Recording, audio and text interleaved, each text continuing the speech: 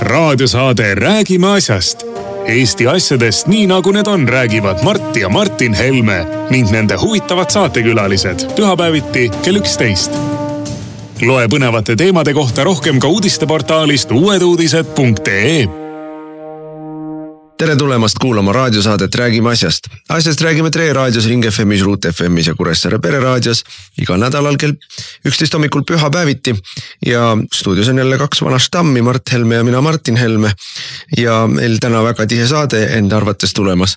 Me räägime loomulikult sellest, et Eestis muudeti põhiseadust nii nagu EKRE on kogu aeg tahtnud ja see on meie jaoks, nii Eesti jaoks kui ka erakonna jaoks suur võit. Me räägime sellest, et parlamendis toimusid juhatuse valimised ja meie mees Arvo Aller sai uuesti Riigikogu juhatusse. See oli pilotaaž, mis nõudis tegemist ja selle käigus oli meeldiv ühendatud kasulikuga. Sotsid said vastu pead. Ja kolmandaks räägime nüüd siis sellest, kuidas kolm suurt Euroopa impeeriumit, Suurbritannia, Prantsusmaa ja Eesti lähevad siis oma vägedega Ukrainasse. Aga alustame siis otsast põhiseaduse muutmine. Eestis on põhiseadust muudetud taasiseseisvunud ajal 6 korda. No, ühe korra muudeti siis, kui me astusime Euroopa Liitu. Ühe korra, kui ma nüüd õigesti mäletan, tehti muudatus, kus lisati eesti keel preambulisse. 2 korral on muudetud siis põhiseaduslikke institutsioone ehk Kaitseväe juhataja rolli muudetud, seal võetud ta põhiseadusest välja. Siis viimane, eelmine muudatus ühesõnaga siis oli see, kus anti 16-aastastele noortele hääleõigus kohalikel valimistel. Ja nüüd siis 6 kord on siis see, kus hääleõigus piirati ehk siis kohalikel valimistel võeti ära kõigilt neilt, kes ei ole kas Eesti kodanikud või Euroopa Liidu kodanikud. Siin on nüansse. Esimene nüanss on see, et algselt taheti ju, et ka kõik NATO liikmesriikide kodanikud saaksid valida. No, ameeriklased ja kanadalased ja kes meil siin mõned on veel türklased loomulikult. Siis selle me võitlesime sealt välja. Ja teine muidugi nüanss on siis see, et eelkõige sotside nõudmisel. Aga ega selleks olid põhimõtteliselt valmis, sellega olid nõus kaasa minema ka reformierakondlased ja tegelikult ka Isamaa oli siis see, et Vene kodanikelt võtame hääleõigused ära ja Valgevene kodanikelt, aga mitte kodanikele ehk hallipassimeestele siis anname selle hääleõiguse põhiseaduses selgelt siis ikkagi ära. Ja hakati ju meid kohe ähvardama sellega, et kui te sellega nõus ei ole, siis me hakkame sellega, et me anname põhimõtteliselt Eestis olevatele mittekodanikele, kes on põhimõtteliselt ju ikkagi venekeelsed, eks. Et kui te sellega nõus ei ole, siis me hakkame teid Kremli käsilasteks sõimama. No me seda mängu lihtsalt ei olnud nõus mängima, jäime väga kindlaks, jäime väga sirgeks ja tänu meie pressingule kõigepealt oli sunnitud Isamaa ütlema, et ei, hallipassi asjad ei tule kõne allagi. Aknaalused samamoodi, ütleme siis, kui me räägime meie endistest näiteks liikmetest. Ja siis juba ei klappinud enam Reformierakonnal matemaatika ja Reformierakond pani surve selle asemelt meid survestada, pani surve sotsidele ja sotsidel mingit maailmavaadet ei ole, nemad murdusid. Murdusid jah, aga murdusid ka niimoodi, et vandusid veel päev enne seda, kui nad murdusid, et ei, nemad ikka jäävad kindlaks oma sellele algsele seisukohale, et hallipassilised peavad saama oma valimisega jätkata. Aga siis praktiliselt ju viimasel minutil, viimasel päeval siis tuli see, et juhatus otsustas eelmisel õhtul, juhatus otsustas siis ikkagi toetada seda niinimetatud loojangu klausliga põhiseaduse muutmist, mis see loojangu klausel on, seletame ka inimestele, ega me ei saa eeldada, et kõik inimesed istuvad päevad läbi ja murravad pead selle üle, missugused nüansid on mingisuguses seaduseelnõus, mis parajasti Riigikogus menetluses on. Loojangu klausel tähendab seda, et võetakse ära ka niinimetatud hallipassilistelt valimisõigus, aga mitte nendel eelseisvatel kohalikel valimistel, mis on 19. oktoobril käesoleval aastal, vaid järgmisel korral. Ehk siis natukene rohkem kui 4 aasta pärast nemad enam valida ei saa. Ja see kirjutatakse põhiseadusse, mis on muidugi omamoodi absurdne, et niisugune asi põhiseadusse kirjutatakse selliste tähtaegadega. Aga me saavutasime ikkagi oma tahtmise, et kõik tegelikult, kõik lähevad välja valijaskonnast. Ja sellel saab muidugi olema päris tõsine järelm ka valimistulemustele. Siin ei ole ju absoluutselt mitte mingit põhjust arvata, et seda ei ole. Ikkagi 10 000 inimesed, kes toetasid valdavalt Keskerakonda, nüüd on toodud siis välja ka see, kuidas Hannes Rumm kirjutas Maalehes, kuidas EKRE ja koos, meid pandi siis paduputinistidega ühte punti, EKRE ja koos olid siis need, kes ühesõnaga, ma ei mäleta, mis see lause konstruktsioon tal oli. Aga jaa, koosi valisid ka need Vene kodanikud ja hallipassilised.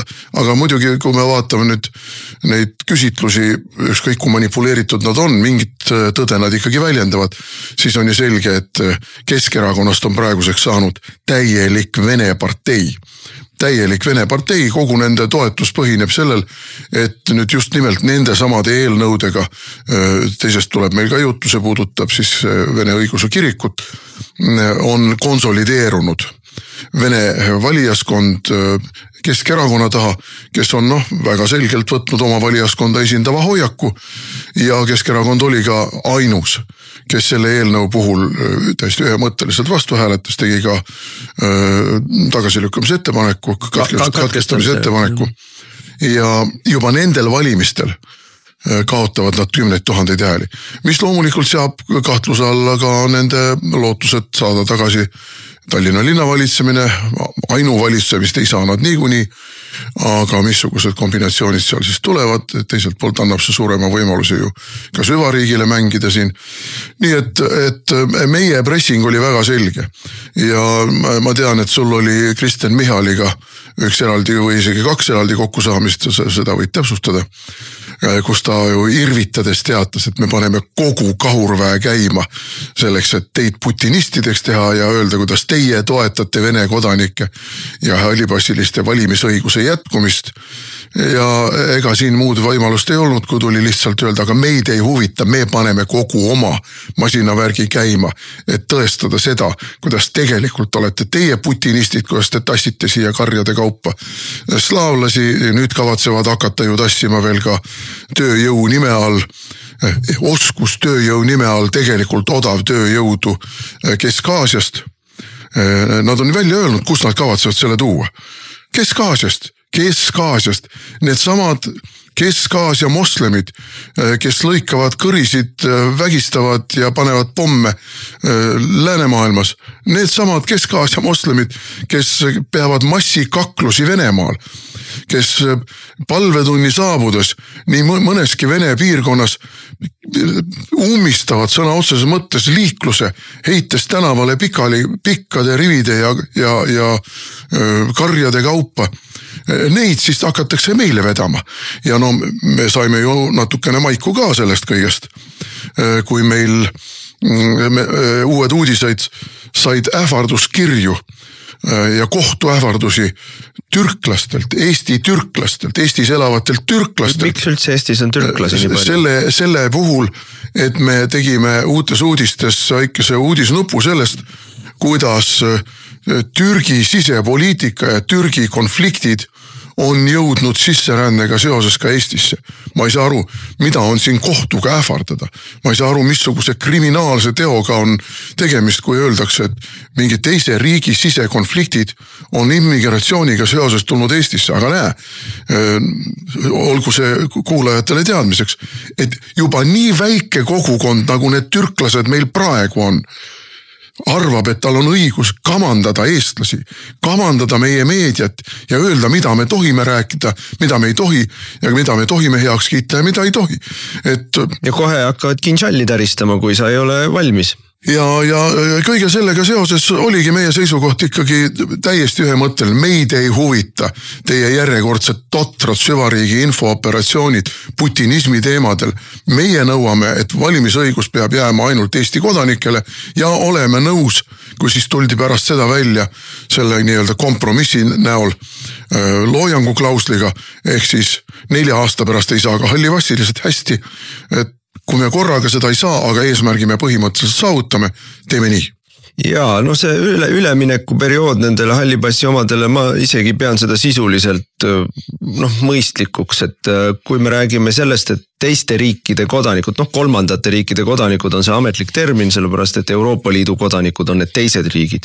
Ja nendel on Eestis valimisõigus lähtuvalt Euroopa Liidu aluslepingust, mille me hääletasime siis kooskõlla põhiseadusega, neile anti Euroopa Liidu referendumil see hääletusõigus põhimõtteliselt. Ja see oli ka põhiseaduse muutmine, nii et see seal on ja sellega midagi peale hakata ei saa. Aga saab, kui me astume Euroopa Liidust välja. Aga nüüd, kui me räägime nendest kolmandatest riikidest, siis nendel inimestel, ükskõik kas see on kanadalane või šveitslane või austraallane või ameerikalane või venelane või valgevenelane, siis nendel kolmandate riikide inimestel on kõikidel valimisõigus oma kodumaal. Nemad saavad minna ja oma poliitilist, ennast poliitiliselt teostada ja väljendada. Aga nüüd mittekodanikel, nendel pole üheski riigis seda valimisõigust peale Eesti. Ja okei, anname neile siis selle selge tähtaja 5 aastat või natuke vähem kui 5 aastat selle aja jooksul. Võtke kas see Vene kodakondsus või ma ei tea, mis iganes riigi kodakondsus teil tegelikult on võimalik võtta, kus te pärit olete. Või tehke ära see, mis on teinud ära umbes 150 000 Eestis olnud venelast, tehke ära naturalisatsioon, tehke ära keeleeksam, tehke ära kodakondsuseksam, selle 4 või 5 aasta jooksul te saate Eesti kodakondsuse. Kui te olete siin nii kaua elanud, et teil on juba hallid passid, siis te selle peaksite kõik saama korda ajada paari aasta jooksul kindlasti. Nii et ise küsimus on see, kas me tegelikult tahame neid 10 000 mittekodanikke Eesti päris kodanikeks, aga vähemalt antakse neile võimalus, et neil tekib ka poliitilise esindatuse ja poliitilise eneseväljenduse võimalus valimistel, järgmisteks valimisteks. Ja kuna seda nii kiire aja jooksul, nagu siin poole aasta jooksul ei ole võimalik teha, siis jätame neile seekord veel valimisõigus. Aga mis puudutab seda sinu juttu, et Keskerakond kaotab hääli sügisel, mina selles küll kindel ei ole. 2 põhjusel. Esimene on see, et tõepoolest need hallipassi omad ju jäävad veel valijateks seekord.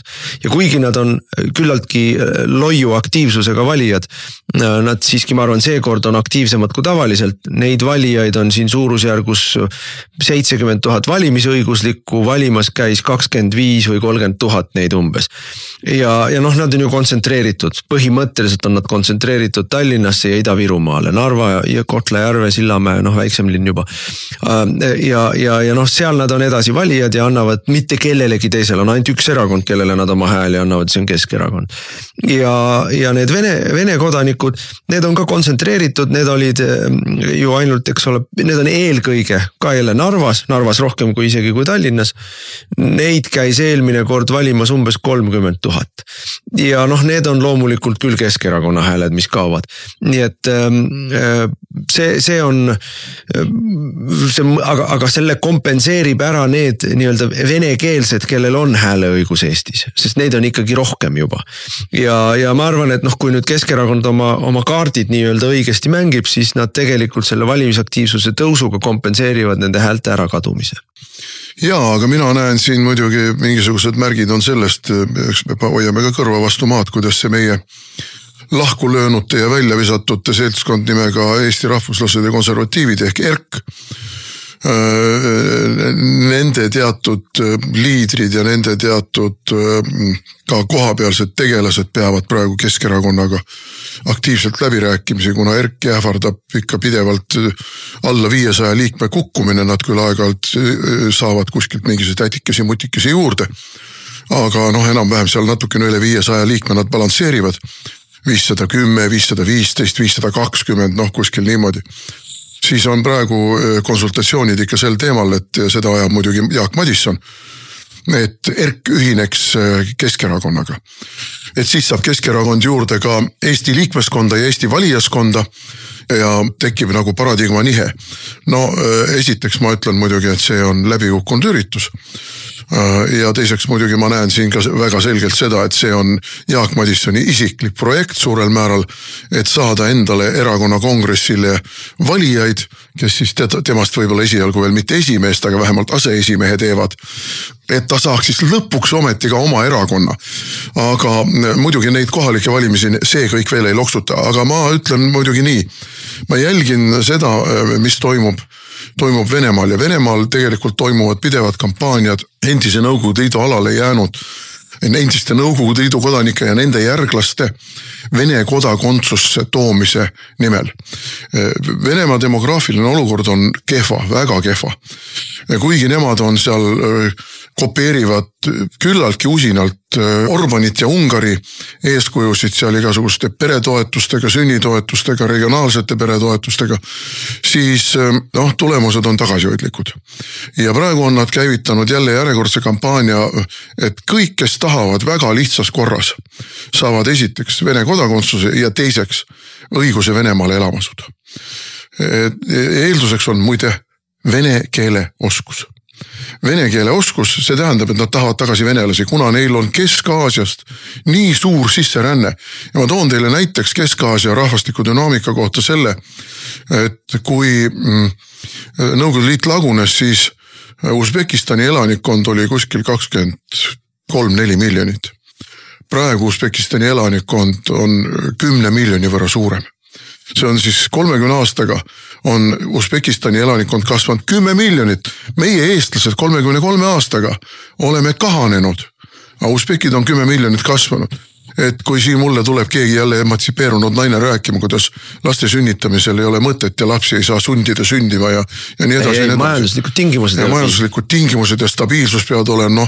Ma tahaks näada, mis majanduslikud tingimused ja stabiilsus siis nii väga seal Usbekistanis rohkem on. Aga näe, lapsed sünnivad. Ja see on Venemaale väga tõsine demograafiline väljakutse, et Kesk-Aasia lihtsalt ujutab nad üle. Eriti teatud tööstuskeskused ja seetõttu tahetakse venelasi tagasi. Ja see peaks olema meie jaoks kuldne võimalus. Kui me oma õiget immigratsioonipoliitikat ajaksime, siis meil oleks kuldne võimalus, kui me 90-ndate alguses rääkisime, et ikkagi täiesti sisuliselt ja tõsiselt rääkisime sellest, et meil oleks vaja ütleme siis dekoloniseerimist või venelaste repatrieerimist. Ja siis ei tahtnud keegi sinna Venemaale minna ja küll Eestisse ka suhtuti sellesse Eesti riiki ka kui mingisugusesse ajutisse ja kahtlasesse asja, aga inimesed on inertsed ja alalhoidlikud, et siin on ikkagi mingisugune tutvusvõrgustik, siin on mingi sotsiaalne võrgustik, mingi kodu on sul siin, hakka seda kõike kokku pakkima ja mine kuhugile tundmatusse kohta. Kõik see on finantsiliselt väga keeruline. Ja sellest hoolimata ikkagi mingi hulk inimesi Eestist lahkus, täitsa arvestatav hulk inimesi lahkus. Aga alates nullindates algusest on ju olnud demograafiline trend või immigratsioonitrend Eestisse tagurpidine. Kui 90-ndatel oli niimoodi, et eestlaste osakaal kogu aeg kasvas, sest et venelased lahkusid Venemaale, siis nullindatest alates on olnud siis immigratsioonisaldo kogu aeg positiivne Venemaalt Eestisse, et venelasi tuleb Eestisse rohkem kui sinna lahkub. Ja samal ajal on, eks ole, Eesti inimeste või eestlaste väljaränne olnud kogu aeg kasvab, eriti siin majanduskriisi ajal nullindate lõpul 10-ndate alguses. Aga kui me oleksime oma asju õigesti ajanud ja eriti arvestades neid Venemaa enda poliitikaid soodustanud ja utsitanud venelasi siit Venemaale minema, siis oleks meie osakaal rahvastikus praegu vabalt võiks olla 75% või kõrgem. Aga ei, me liigume täpselt vastupidises suunas ja keerame veel vinti peale.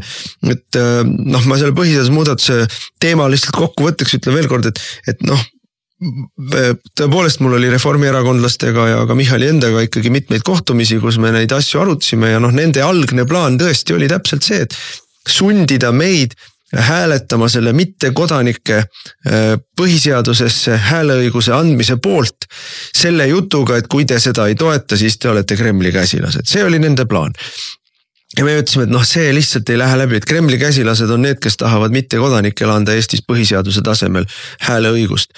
Et kui te seda mängu tahate mängida, aga veelgi enam, see on pikaaegse probleemi tekitamine meile valimisõigusega hoopis uue nurga alt, et me ju näeme, kuidas läänes need moslemid ja neegrid, kes tulevad kuskilt maailma otstest, mitte ainult, see võib ka kuskilt Aasiast, eks ole.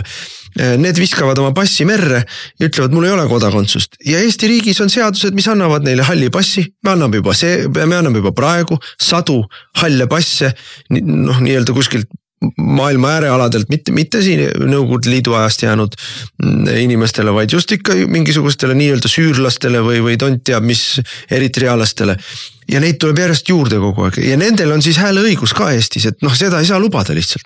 Ja tänu sellele, et me nii kanged olime ja ei lasknud ennast niimoodi sellel teemal manipuleerida, santažeerida, surusime teised ära, mitte meid ei surutud ära ja selle üle, ma olen väga-väga rahul, ma olen sellega. See on lahendus, mille me saime, oli see, mida meie tahtsime. Ja me saame tegelikult jätkuna veel selle lahenduse selle näol, et ega siis suur osa nendest hallipassilistest läheb lihtsama vastupanu teed. Nad ei hakka eesti keelt õppima, nad ei hakka Eesti kodakondsust taotlema. Nad võtavad selle, mida Venemaa tegelikult neile kandikul pakub, Vene kodakondsuse. Ja siis on, kui me tahame, kui on riiklikult selline poliitika, kõik inimesed, kellel on mõne teise riigi kodakondsus, on võimalik sinna riiki välja saata ühel hetkel, kui vaja on. Ma ei räägi, et keegi siin aru ei hakkaks arvama, et me räägime siin 70 000 inimese Eestist välja saatmisest või ma ei tea, mis 10 000, aga ma räägin sellest, et nii kui on probleemne inimene, kes tegeleb siin mingisuguse Eesti-vaenuliku asjaga, on võimalik talle osta ühe otsa pilet, kui tal on riik, mille kodanik ta on, see riik peab ta vastu võtma. Ja nagu ma olen siin juba täna öelnud, Venemaa teeb selle väga lihtsaks. Vene kodakondsuse saamine on neil ülimalt lihtne. See ei ole mingisugune asi. Interneti teel võivad ära täita oma mingisugused formularid ja saavad oma selle. Kusjuures Venemaa tegelikult ootab neid ka tagasi. Ja kuna Reformierakonna juhtimisel Eestis elu läheb nii halvaks, järjest halvemaks, siis üha rohkem tekib neid venelasi, kes ütlevad, aga miks me siin hädaorus oleme? Lähme Venemaale. Putini juures on parem. Venelase seisukohast on see ju loogiline lahendus. Ei majanduslikult võib tal olla see ka juba järjest ahvatlevam, et kuigi Vene majandus pidi kohe põlvili kukkuma. Ei Putin pidi kohe ära surema. Putin kohe sureb. 3 aastat sureb, visalt sureb. Aga fakt on see, et Venemaa majanduskasv viimastel aastatel on olnud parem kui Eestis ja inflatsioon on olnud väiksem kui Eestis, nii et aga teeme ma tahan lõpetuseks öelda veel ühe hirmuäratava numbri, inimesed ei taju seda. Et lugege, see oli vist kolmapäevases Postimehes artikkel, kus oli sellest sisserände nii-öelda oskustööjõu Eestisse toomise teemaline pikk artikkel, mis pärines telesaatest Täistund.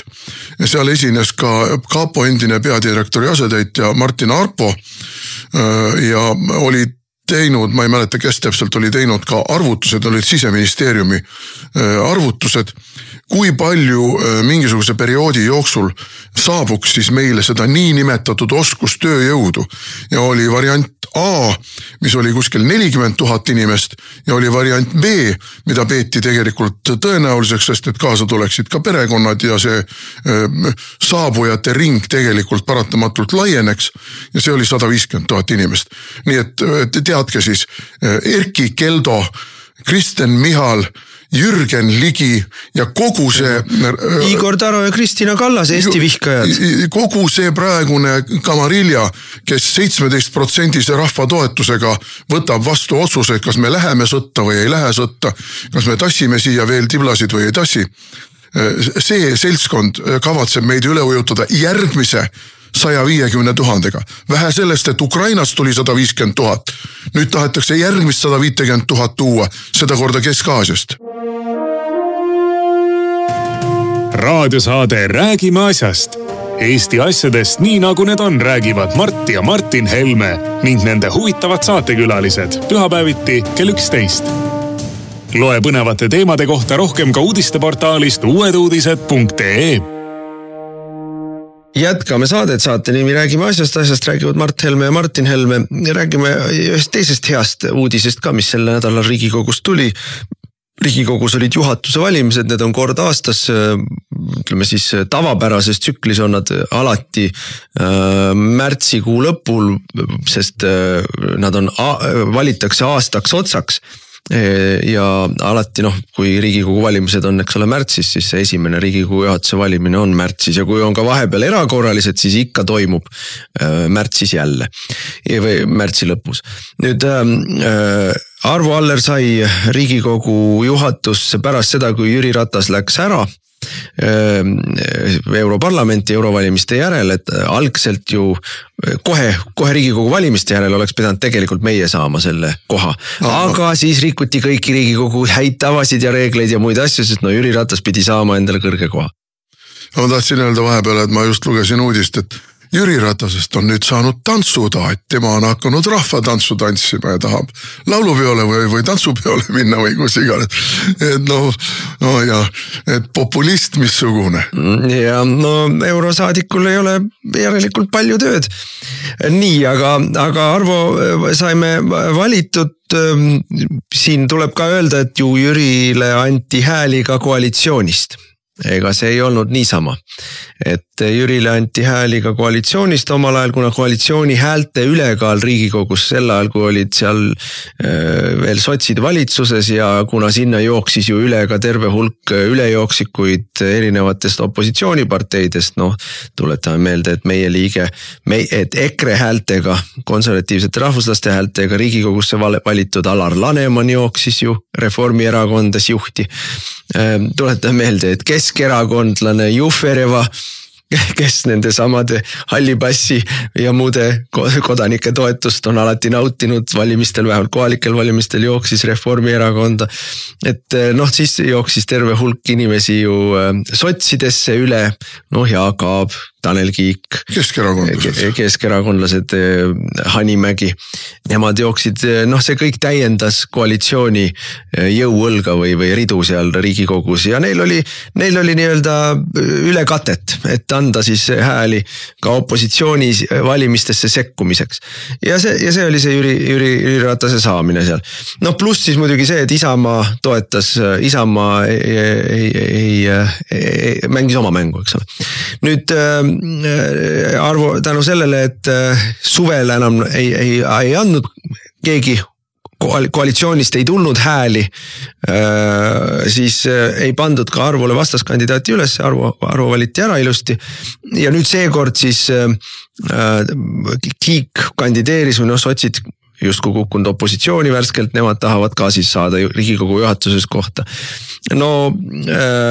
Ei saanud nad kuskilt hääli, nad said mõned aknaalused hääled, aga põhimõtteliselt opositsioon ikkagi koondus Arvo selja taha, aga Isamaa andis oma toetuse Arvole, mitte küll täies koosseisus, ütleme niimoodi, et me ei arvestanud kohe algusest, et värsked isamaalased Ants Frosch ja Henn Põlluaas Arvot võiks toetada.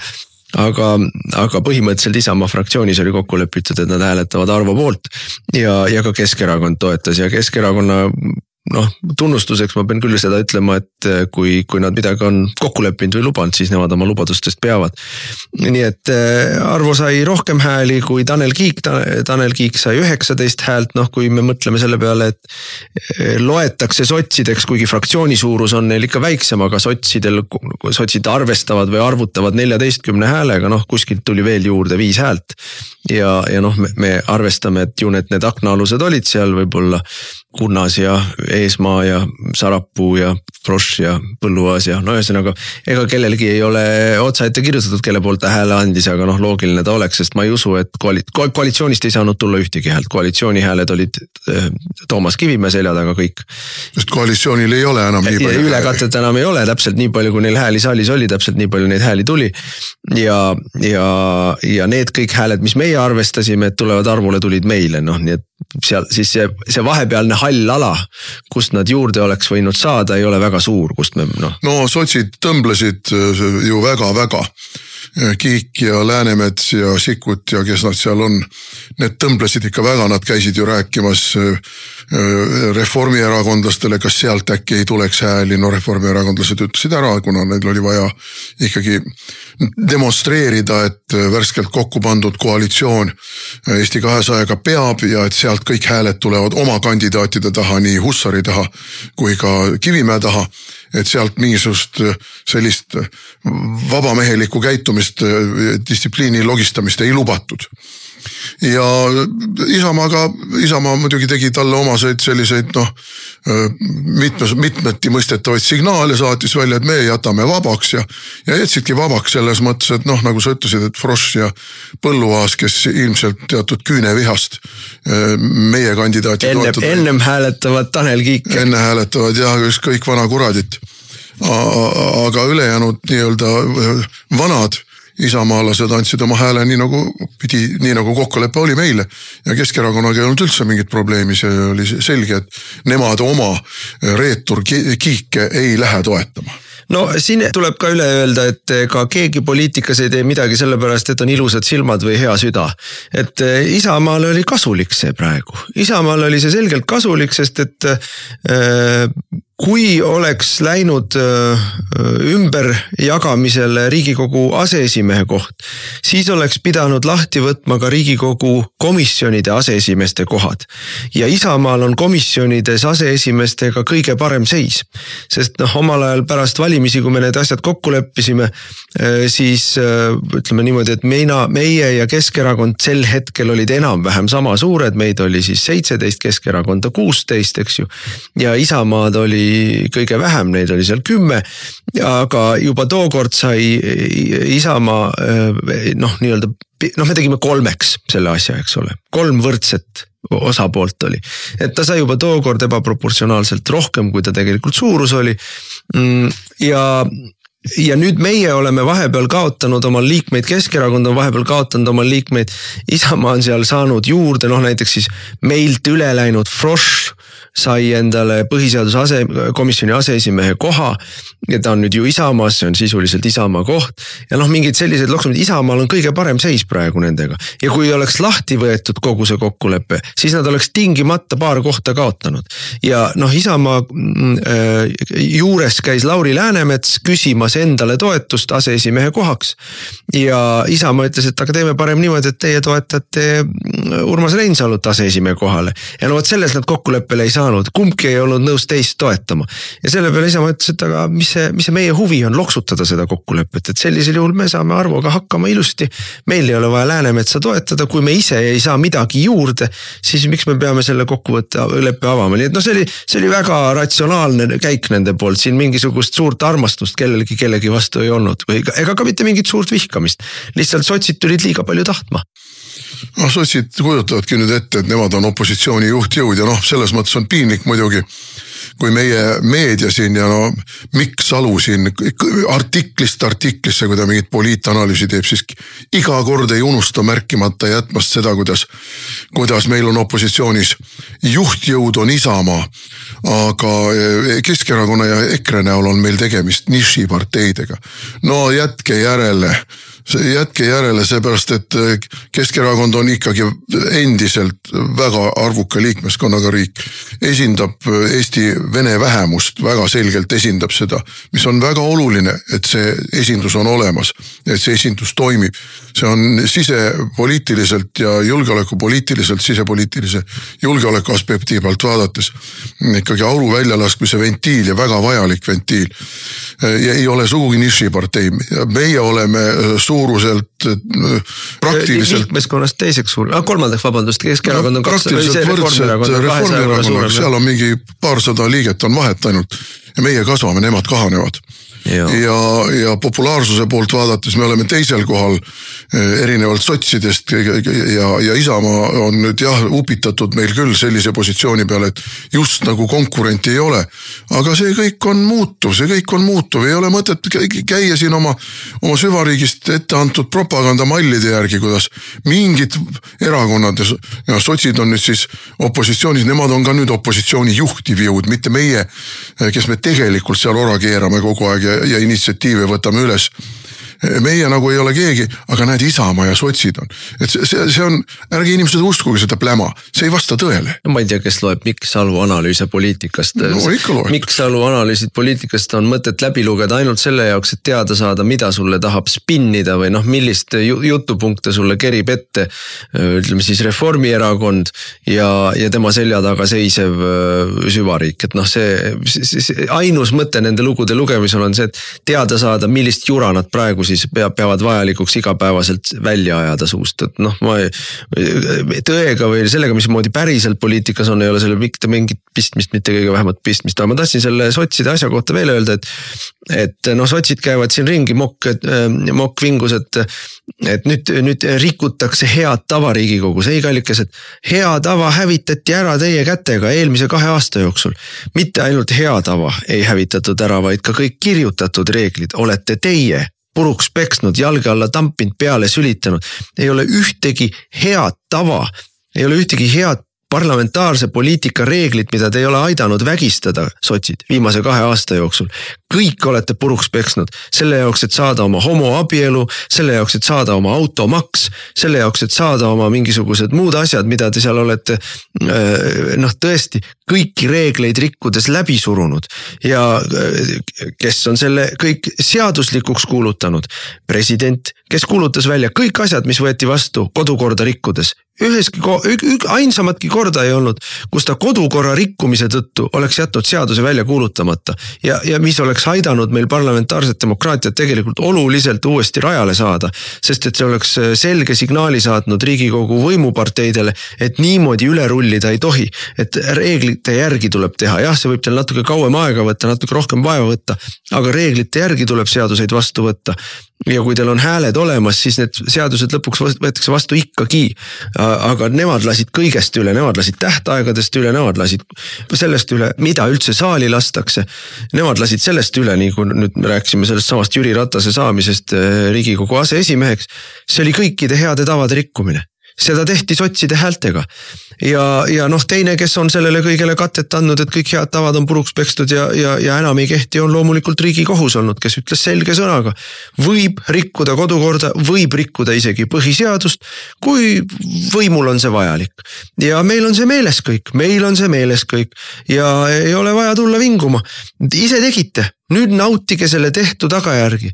Ma vestlesin siin Tanel Kiigega pärast juhatuse valimisi, kus ta hapu näoga ütles, et no pill tuleb pika ilu peale. Tanel, täpselt nii ongi. Juba pillite. Aga pikalt pillite veel, sest et te olete seda ilu ka pikalt teinud siin. Et praegu ongi see käes, mida külvad seda lõikad, kuidas küla koerale.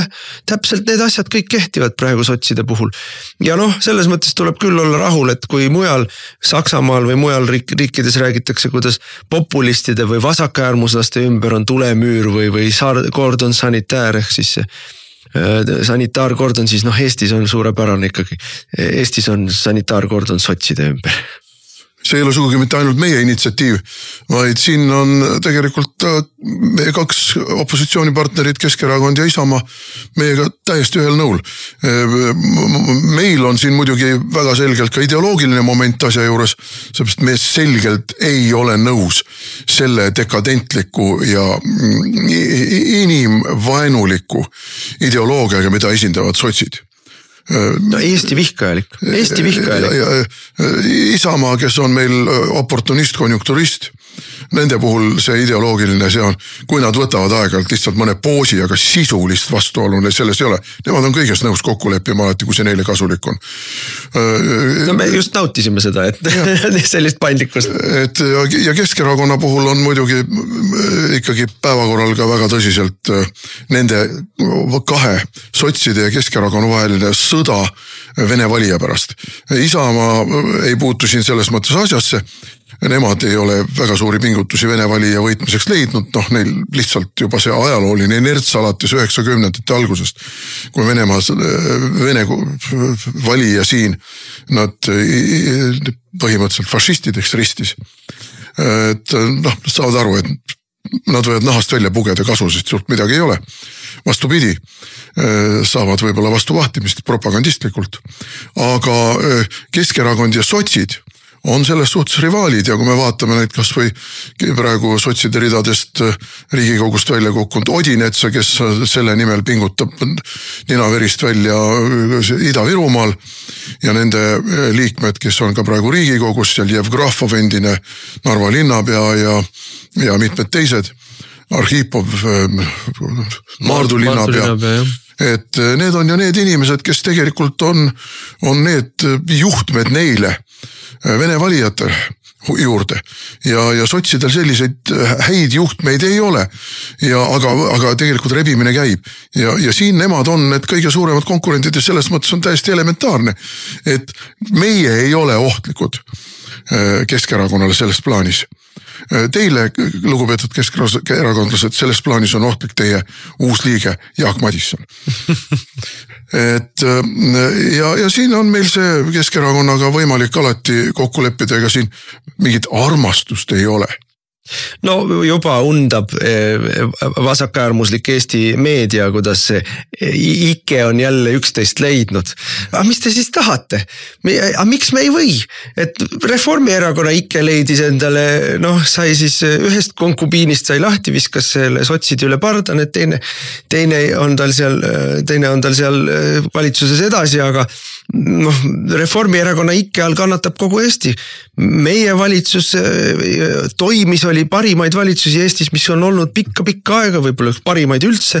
Sellepärast, et ta oli punkt 1 laiapõhjaline, punkt 2 esindas oma valijate huvisid, punkt 3 viis ellu seda poliitikat, mida oli valimistel lubanud ja küll üle kivide ja kändude ja teatud sisemiste vastuoludega, aga ikkagi viis ellu. Ja elu Eestis läkski paremaks, päriselt läks paremaks.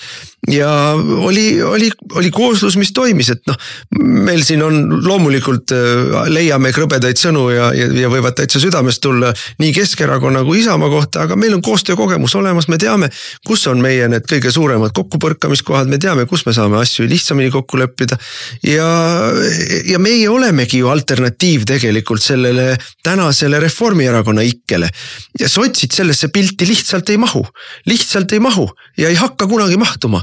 Nii et see on matemaatika ja poliitiliste realiteetide küsimus ja see on väga hea, et niimoodi toimib see koostöö. Ei ajalugu näitab ju ka väga lihtsalt seda, et sotsid ongi olnud Reformierakonna puudlid. Ja nad ongi olnud valitsusest valitsusse Reformierakonna puudlid. Ja praegu nüüd tehti neile 1-0, nagu neile mõnikord varemgi on tehtud, vinguvad, neelavad selle mürgiklombi alla, seedivad natukene aega, aga järgmine kord lähevad jälle valged jõud. Ja ei, minul ka neist kohe kuskilt otsast kahju ei ole, ma ütleksin selles mõttes, et kõige selle eest, mis nad meile teinud on, vähe on veel saanud, peavad veel... Ei, see on algus. Ma mõtlesin ka, et kui ma Tanelit või kedagi neist seal näen ja vingus näoga midagi ütlema hakkab, siis ma ütlen, kannatust sõbrad, see on alles algus. Raadiosaade Räägime asjast. Eesti asjadest nii nagu need on, räägivad Mart ja Martin Helme ning nende huvitavad saatekülalised pühapäeviti kell 11. Loe põnevate teemade kohta rohkem ka uudisteportaalist uueduudised.ee. Läheme saatega edasi, saate nimi on Räägime asjast ja asjast räägivad Martin Helme ja Mart Helme ja võtame siis impeerium nimega Eesti. Ma ei tea, varsti juba galaktiline impeerium. Tegelikult ju oli see Ukraina, kuidas see vabatahtlike koalitsioon või kuidas teda nüüd nimetatakse, tahtekoalitsioon või mis need siuksed jälle süvariiklikud spin-doktorite poolt välja mõeldud laetud väljendid on, mis peaksid meid kõiki innustama. Taust on muidugi keeruline, eks ole, see nii-öelda vaherahu, mida ameeriklased sunnivad peale venelastele ja ukrainlastele. Kumbki pool ei taha kuidagi vedu võtta. Eelkõige ei taha vedu võtta ukrainlased, see on ju minu meelest eriti selge, et kui siin Kaja Kallas jälle plärtsub, et vaherahu seisab ainult Putini taga, et tal on ainult vaja viia väed Ukrainast välja. Siis see minu meelest näitab, millises absoluutses reaalsuses tiirdumises elatakse. Ja venelased ei taha rahu teha sellepärast, et neil läheb sõjas väga hästi. Ma ei tea, kas väga hästi, aga nad liiguvad edasi, süstemaatiliselt liiguvad edasi. Iga päev, kui nad edasi liiguvad, saavad nad läbirääkimistel nõuda veel rohkem. Nende positsioon nii-öelda läbirääkimistel paraneb kogu aeg. Ja ütleme vähemalt Ukraina kontekstis neil ei ole mingiteks järeleandmisteks, ju mitte mingeid põhjuseid. Järeleandmisteks võib sundida neid Trumpi muu, laiem, suurem poliitika. Ja see puudutab juba seda sama Kesk-Aasiat, millest me siin saate esimeses pooles rääkisime, või see puudutab siin Antarktikat või suhteid Hiinaga või meil mingeid muid asju, majanduslikke asju. aga Ukraina kontekstis ei ole neil mingit põhjust järgi anda.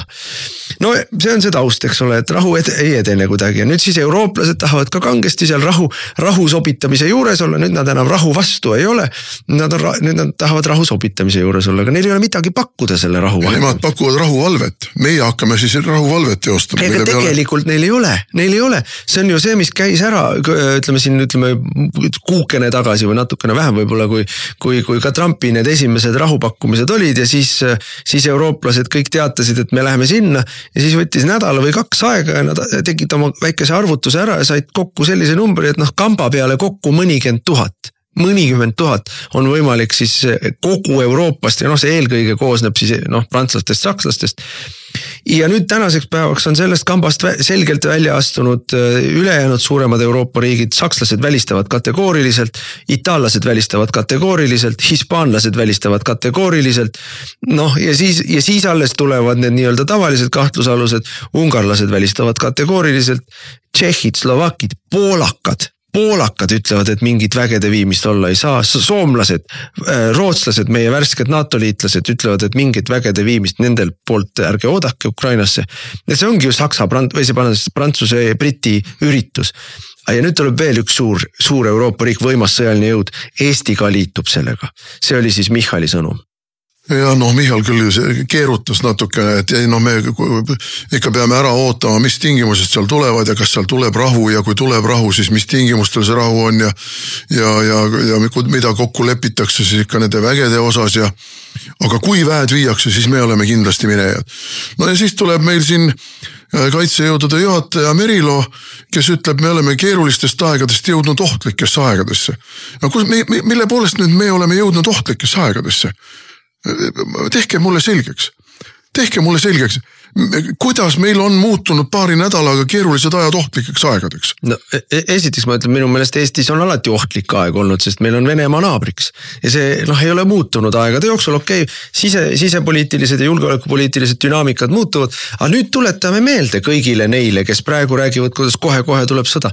Veel mõned kuud tagasi rääkisid nad, kuidas meil piiri taga pole midagi, kuidas kõik venelased on otsa saanud, veel mõned nädalad tagasi rääkis meile Margus Tsahkna, kuidas venelased meid ei ohusta, sest et kõik venelased on Ukrainas ära tapetud. Kuidas me oleme kuulnud viimased 3 aastat, et Ukraina sõda on meile selles mõttes hea, et kogu Vene sõjavägi saab seal otsa.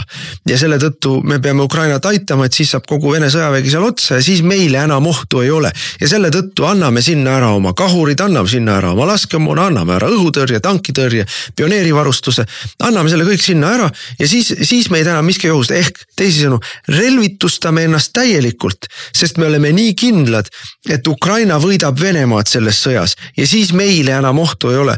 Aga seda varianti, et äkki Ukraina ei võida Venemaad ja siis meil on oht, seda me nagu arvestusse sisse ei võta ja mingeid riske ette ei näe.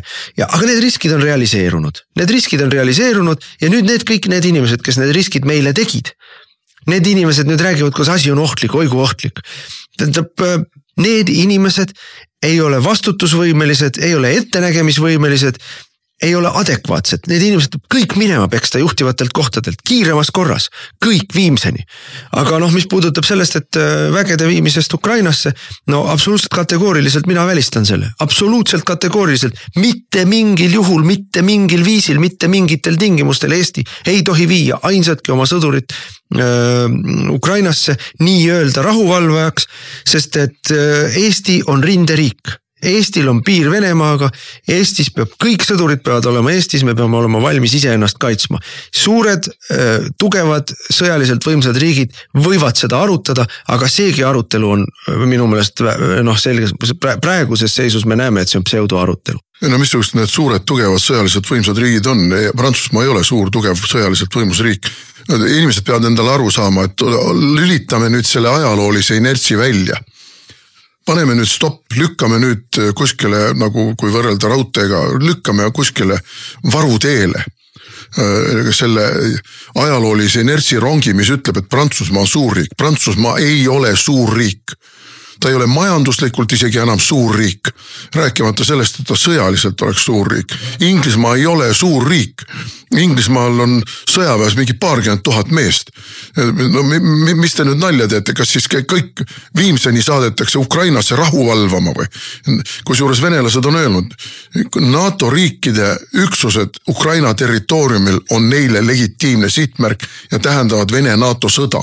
Aga seda ütlebki ju meile Merilo, see ongi see ohtlik. Sellepärast, et meile jäetakse sinna kõrvale panemata see lihtne lause. Venelased ütlevad selge sõnaga, kui eurooplased viivad oma väed Ukrainasse, siis nad on sõja osapool nende vastaspoolel. See on see ohtlik. See, kui sinna minnakse nii-öelda rahu valvama, ilma et see oleks konkreetselt venelastega kokku lepitud, siis see on sõtta minek Venemaaga Ukrainas ja Ukraina pärast. See ongi see ohtlik. Ja meie oleme siis 1/3 maailma riigist, 1/3 maailma riigist, mitte riiki, Euroopa Liit või NATO, maailmas, kes siis tahab minna sinna sõtta Venemaaga Ukraina pärast. Minu meelest on see riigi reetmise paragrahvi alla läheb. Ma ütleks selle kohta veel ka nii. NATO on kaitseorganisatsioon. Oma põhikirja kohaselt NATO on kaitseorganisatsioon. NATO vägede viimine praegu sõdivasse riiki, isegi kui seal on mingisugune rahu või vaherahu või mis iganes vormel sellel on. Põhimõtteliselt on see riik, kus sõda võib puhkeda iga hetk ja NATO ei pea sinna minema. Venelased on muide teinud ettepaneku, et aga las tulevad siis mingid ÜRO väed. Me kiidame heaks, me ütleme, et näiteks mingisugused Senegali väed võivad tulla, mingisugused Argentiina väed võivad tulla, mingisugused, ma ei tea, Tai väed võivad tulla. Paneme sellise rahvusvahelise komploti kokku ja teeme siis tõesti nende riikide üksustega, nii nagu see maailma praktikas on, ÜRO sinikiivrid teevad mingisuguse sellise sanitaarkordoni kahe võitleva poole vahele. Ja, kõik teame, et sinikiivrid on sisuliselt sümboolse väärtusega rahuvalvajad. Tegelikult nad rahuvalvata ei suuda. Me näeme seda, sinikiivrid on meil praegu ka Liibanonis. Kas Iisrael jätab oma löögid andmata, kas Hezbollah jätab oma operatsioonid tegemata, no ei jäta ju. Sinikiivritel on seal täiesti, isegi pole enam sümboolset väärtust. Et see on nüüd venelaste väga selgelt, ma isegi ütleks irvitav kontraettepanek. Aga sellise ettepaneku nad on teinud. Aga NATO riikide vägede viimine Ukrainasse tähendab sisulist sõjakuulutust Venemaale, sest see ju ongi sõja põhjus. NATO ei saa tulla Ukrainasse ja Ukraina ei saa muutuda NATO liikmesriigiks. Seda Venemaa ei talu, seda ta alla ei neela ja ta on tõestanud, et see punane joon on tema jaoks selline, mida ta ei talu. Nüüd, ja teine küsimus mul sellega seoses on, aga mis asi on julgeolek? Kristen Michal, sa räägid, nii et suu vahutab julgeolekust. Kas julgeolek tähendab sõda? Mina ütlen, et ei. Julgeolek tähendab diplomaatilisi pingutusi, oma sõjalisi ettevalmistusi, oma tarkust, et sõjast hoiduda. Vaat see on julgeolek. Aga see, mida teie räägite siin julgeoleku nime all, et me läheme Venemaaga sõdima ja siin Herem oli ju nii suureline enne, kui ta ametist lahkus, kuidas ta teatas, kuidas me Venemaa territooriumil lööme Venemaa puruks. Venemaa lüüakse puruks Petseris ja Ivangorodis, kas see tsitaat nüüd päris täpselt oli, aga midagi taolist. See on siis julgeolek, eks ole. See on nüüd Kaitseliit NATO, kaitseotstarbeline organisatsioon NATO, mis Venemaa lööb puruks Ivangorodis ja Petseris. Teil on ikka absoluutselt kõik see peas segi nagu puder ja kapsad. Seeni on söönud inimesed, ma mõtlen seda peaaegu et tõsiselt, et need inimesed on mingisuguses sellises intellektuaalses ja informatiivses kõlakojas või mingisuguses afektiseisundis räägivad seda asja kõike, sest et see ei ole ratsionaalne jutt, see on Eesti hävitamise jutt ja mitte ainult Eesti, Euroopa hävitamise jutt. Kui juba sellised riigid nagu Poola, kes on tõesti sõjaliselt ilmselgelt võimsam kui näiteks Prantsusmaa. Aga mille kindralid ütlevad, et meil on tegelikult umbes 2 nädalat võime vastu panna. Ja, ma just tahtsin, et Poola ja Soome, kes on ka ja Rootsi, eks ole, ütlevad, et meie mingil juhul sinna Ukrainasse vägesid ei vii, eks ole. Rääkimata siis Itaaliatest ja siin Ida-Euroopa riik, siis britid ja prantslased, kes ei ole veel välja lülitanud oma inertsi sellest teisest maailmasõjast. No prantslased olid juba teises maailmasõjas sõjaliselt olematu jõud. Nende sõjaline võimsus murti tegelikult esimeses maailmasõjas, kus nad tõepoolest vapralt võitlesid ja suuri kahjusid kannatasid, aga pärast seda ega nemad enam sõjalist võimsust ei ole kuidagi taastanud. Ja siis me loeme uudiseid selle kohta, kuidas Poola enda sõjaline hinnang on, et mõnedes väeliikides ja mõnedes relvaliikides jätkub neid laskemoona mõneks päevaks, aga keskmiselt 2 nädalaks. Kuidas Briti sõjaline hinnang on selline, et neil on võitlusvõimet 2 nädalaks. Võitlusvõimet 2 nädalaks. Ja noh, Prantsusmaalt ma ei ole neid andmeid näinud, aga Prantsusmaal oli lihtsalt kokkuvõte oli selline, et neil puudub võimekus rohkem kui 35 000 sõdurit üldse kokku ajada. Ka kõige drastilistemate meetmetega. No, millest me räägime, noh? Ma ütlen Prantsuse sõjalise võimekuse kohta, et kui Malist mingisuguste neegrite ja araablaste või ma ei tea, kes nad seal peduiinid, mingite nende sporaadiliste kampade eest tuli jalga lasta. Noh, meie vaprad sõdurid, kes ka seal eksportisid julgeolekut, pidid ka tulema, aga missugusi vaidlusi me pidasime Riigikogus. Kui me vaidlusime vastu, ei ole vaja meil Malisse minna. No nüüd sa hakkas jälle putinistliku jutupunkti räägima. Malis ei ole meil midagi teha. See ressurss tuleb kulutada meie oma koduse kaitsevõime tõstmise peale. Meie missioonisõdurid on saanud väljaõpet ja kogemust juba Afganistanis, Iraagis, Liibanonis, ma ei tea veel kus kohas. Ei ole vaja. On vaja keskenduda praeguses olukorras meie esmase kaitsevõime tõstmisele. Ei, me täidame liitlaskohust. No täitsime liitlaskohust, kõrvad luntis, tulime Malist ära. Ei no, aga me pidime vastu saama selle, et kui on vaja, siis nemad tulevad meile appi ja nüüd, kus me oleme, britid on ära viinud Eestist peaaegu pool, üle 3% oma siinsest kontingendist.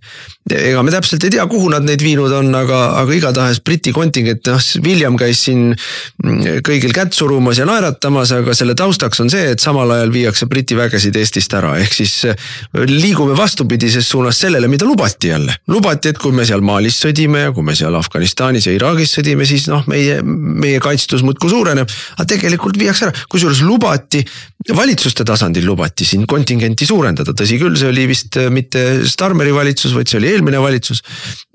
Aga liigutakse teises suunas, nii et ei liiguta õiges suunas. Ja selles kontekstis arutada isegi. Üldse võtta arutelu alla see, et viime Eestist mingi hulga oma vägesid Ukrainasse, mis punkt 1 nõrgendab meid koha peal, toob meile suuri kulusid, aga punkt 2, mis on nagu palju olulisem, viib meid otsesesse konflikti Venemaa relvajõududega. No ma ütlen veel kord, Eestit hävitav rahvavaenulik riigi reetmise tasemel olev mõtlemine ja käitumine. Et kõigepealt ujutame Eesti venelaste, keskaasialaste, moslemite ja ma ei tea veel kelledega üle. Eestlased, käputäis eestlasi, peab siis kaitsma neid samu venelasi, ukrainlasi, ma ei tea, moslemeid, türklasi Venemaa vastu. Ja siis need vähesed kaitsedki, mingi osa nendest, nende relvadest, nende laskemoonast, viime ära Ukrainasse. Selleks, et venelased seal saaksid meiega ette käända sõja alustamiseks. Kelle jaoks te töötate, ma küsin? Kelle jaoks? No igal juhul mitte Eesti inimeste jaoks, igal juhul mitte Eesti riigi jaoks. Kui te töötate Kremli jaoks, siis on asi väga selge. Kui te töötate Lääne sõjapartei jaoks, kellel on selge plaan lõputut sõda pidada Venemaaga, siis on ka asi selge, aga igal juhul mitte Eesti jaoks. Ma lugesin ühte analüütikut, Ameerika analüütikut, kes ütles, et kõik imestavad, et kuidas Venemaa ikka Ukrainast jagu ei ole saanud 3 aastaga. Et ma ütlen teile, mis on põhjus. Venemaa ei ole soovinud nii võimsalt seda sõda pidada, et see oleks kogu maailma paanikasse ajanud ja tõepoolest põhjustanud selle, et NATO oleks sekkunud sellesse sõtta. Ja, aga ta on ju oma eesmärgi saavutanud. 3 aastat on räägitud, kuidas nüüd on äratuskellad helisenud ja nüüd on äratuskellad helisenud. Nüüd on viimane aeg ja 3 aasta jooksul ei ole mitte midagi tehtud. Mitte midagi. Relvalaud on tühjad, laskemoonalaud on tühjad ja ainult jutt on läinud järjest kõvemaks. Nii et ja seda juttu me kuulsime nüüd siis viimasel koosolekul ka. Aga saateaeg sai läbi, täname kõiki kuulamast, kuulake meid ikka jälle järgmisel nädalal ja ilusat kevade jätku. Te kuulasite raadiosaadet Räägime asjast. Saate eest tasus Eesti Konservatiivne Rahvaerakond. Järelkuulamine internetis treraadio.ee ja uueduudised.ee.